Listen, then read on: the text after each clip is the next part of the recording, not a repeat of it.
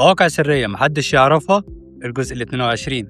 لو فاكر إن شات جي بي تي هو آخر سقف ال AI ومفيش حد هيعديه، فأنت محتاج تشوف التنين الصيني الرهيب ده. جايب لك النهارده موقع كيمي، وده مش مجرد موقع عادي، ده يعتبر مساعد شخصي متكامل بيخلص أصعب المهام في ثواني. أداة بجد هتبهرك. الموقع ده بيتميز بحاجات مش هتلاقيهم متجمعين بالسهولة دي في مكان تاني. أولاً، متخصص في الملفات والمراجع. لو معاك ملف PDF حجمه ضخم جدا، أو شيت إكسل مليان أرقام، أو حتى كتاب كامل، لو جيت ترفعهم على المواقع التانية هتهنج وتقولك الملف كبير. كيمي بقى رهيب في النقطة دي، بترفع له الملفات كلها مع بعض، بيقرأهم في ثواني وتقدر تسأله ويطلع لك الخلاصة. ثانياً، البحث العميق. مش بيجيب لك أول نتيجة تقابله على جوجل وخلاص، لما تسأله عن موضوع هيفتح كذا موقع في نفس اللحظة يحللهم ويجيب لك الخلاصة مترتبة ومتنظمة باللينكات والمصادر كمان. ثالثاً، برزنتيشن ومواقع. بعد ما جمعت الداتا بضغطة واحدة هيحول لك المعلومات دي لملف باوربوينت متصمم جاهز، أو هيكود لك موقع صغير تعرض فيه الفكرة، أو ممكن كمان تطلب منه يعمل لك موقع لشركتك وهينفذه لك كأن أشطر ويب ديزاينر هو اللي مصممه.